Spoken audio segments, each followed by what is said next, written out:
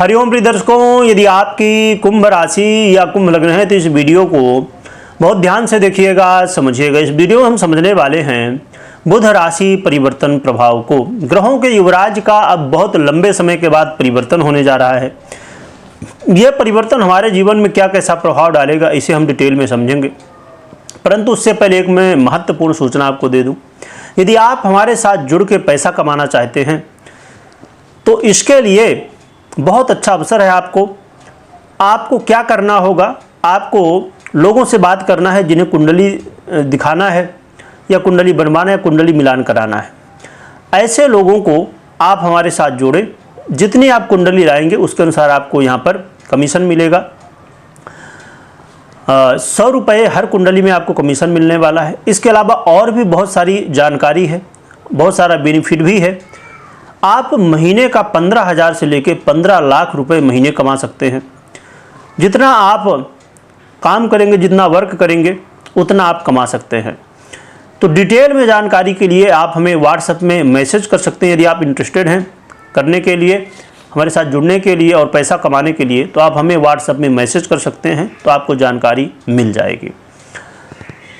Video में हम आगे बढ़ते हैं और जानते हैं कि बुध का जो राशि परिवर्तन है, इसमें क्या कैसी ग्रह स्थितियाँ हैं, क्या प्रभाव है, क्या उपाय करने हैं, क्या सावधानियां रखनी है, क्या अच्छे फल मिलेंगे, सब कुछ जानेंगे। प्रिय दर्शकों, बुध का राशि परिवर्तन 7 मई को हो रहा है और तो देखा जाए तो 8 मई से क्या कैसे प्रभाव हमें देखने को मिलेंगे, ये हम समझेंगे। जो कि 7 मई से लेके 23 मई तक बुध यहाँ पर गोचर करेंगे, यानी कि मेष राशि में। क्योंकि अब बुध मीन राशि में बहुत लंबे समय से गोचर कर रहे थे, लगभग 2 महीने से, और अब मीन राशि को छोड़ के ये मेष राशि, मंगल की राशि में गोचर करेंगे। परंतु इसमें कुछ ग्रह स्थिति है, इसे समझना बेहद जरूरी है। क्योंकि जब मेष राशि में बुध गोचर करेंगे 7 मई से, तो सूर्य पहले से ही गोचर कर रहे हैं, जिससे बुधादित्य योग बनेगा। और बुधादित्य योग ये रहेगा 14 तारीख तक। 15 तारीख को फिर सूर्य अपना परिवर्तन करके और चले जाएंगे, जिसकी वजह से बुधादित्य योग पूर्ण हो जाएगा। तो कहना चाहिए कि 7 से लेके 15 तारीख तक कुछ अलग, 15 से लेके फिर 18 तारीख तक कुछ अलग रहेगा। क्योंकि 18 तारीख तक बुध अलग रहेंगे और फिर 18 तारीख को केतु का परिवर्तन होने वाला है, जो कि फिर बुध केतु से दृष्ट हो जाएंगे, जैसे ही केतु सिंह राशि में आ जाएंगे। तो इसीलिए इन तीनों समय में अलग अलग प्रभाव हमें देखने को मिलेगा। इसके अलावा देखा जाए तो जब ये मेष राशि में बुध गोचर करेंगे, तो यहाँ पर यह भी ध्यान देने की बात, यदि हम थोड़ी और डिटेल में समझना चाहें, कि ये अश्विनी, भरणी और कृतिका यानी 3 नक्षत्रों में गोचर करेंगे। 3 नक्षत्र ये है, एक तो अश्विनी हो गया केतु का, भरणी हो गया शुक्र का, और जो कृतिका है, जो कि उसका एक ही चरण है मेष में, वो है सूर्य का। तो ये तीनों नक्षत्र में अलग अलग अब ये परिवर्तन देने वाले। रही बात कि बुध जो है तो बहुत ही अच्छे ग्रह माने जाते हैं कुंभ वालों के लिए, क्योंकि ये आपके पंचमेश भी हैं और आपके अष्टमेश भी हैं। परंतु जो गोचर काल मेष राशि में होगा वो आपके तृतीय भाव में होने जा रहा है। तो बुध का ये जो राशि परिवर्तन है, ये बहुत ही महत्वपूर्ण है।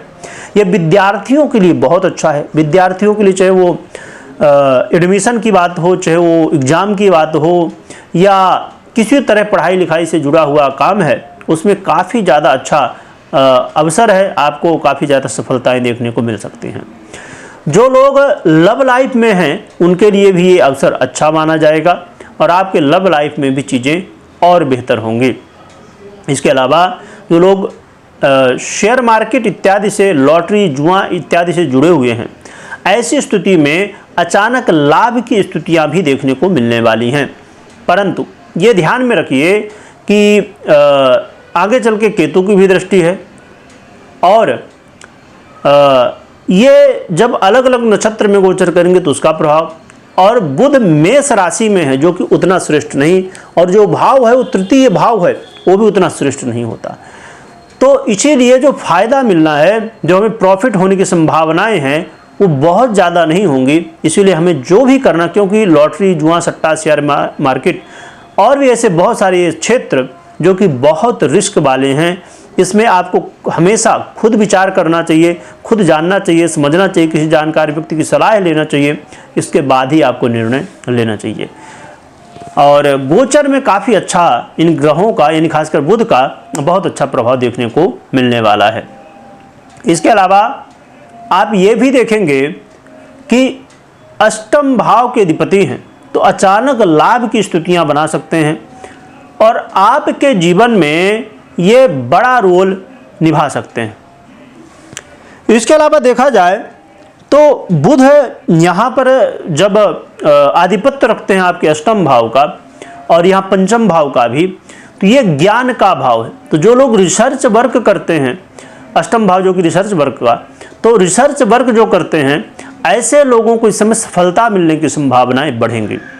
और जो लोग अपने जीवन में किसी विषय में खोज कर रहे थे, किसी विषय में कुछ समझना चाहते थे, ऐसे लोगों को भी सफलता मिलने की संभावनाएं बढ़ेंगी। तो बहुत ही अच्छा माना जाएगा इस बुध के गोचर काल की स्थिति।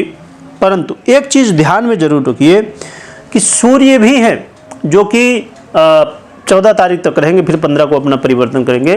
तो ये बहुत अच्छे ग्रह नहीं माने जाते, खासकर कुंभ वालों के लिए। इसीलिए आपको इस चीज़ का ध्यान रखना है कि कहीं भी कोई भी तरीका हो वो सही होना चाहिए। कोई भी तरीका ऐसा ना आप आजमाएं कि जो गलत हो, क्योंकि सूर्य हैं, शनि जैसे ये फल देना शुरू करते हैं। इसीलिए थोड़ा सा इस चीज़ का ध्यान रखिएगा। रही बात कि हमेशा आप कभी भी कोई भी निर्णय ले रहे हैं तो सबसे पहले अपनी पर्सनल कुंडली का विश्लेषण करवाइए, या तो खुद करिए, इसके बाद ही निर्णय लीजिए। क्योंकि जैसे आपने मुझसे ये सुना, ये गोचर के आधार पे है, और यदि आप गोचर के आधार पे खाली निर्णय लेते हैं तो कई बार चीज़ें घटित होती हैं, कई बार नहीं होती हैं। इसीलिए आपको हमेशा कुंडली विश्लेषण के बाद ही निर्णय लेना चाहिए।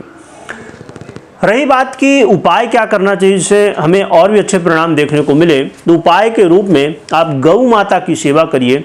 गौ माता की जितनी सेवा करेंगे, चारा खिलाएंगे, तो उससे आपका कल्याण होगा, गौ माता का आशीर्वाद मिलेगा। वीडियो देखने के लिए बहुत बहुत धन्यवाद।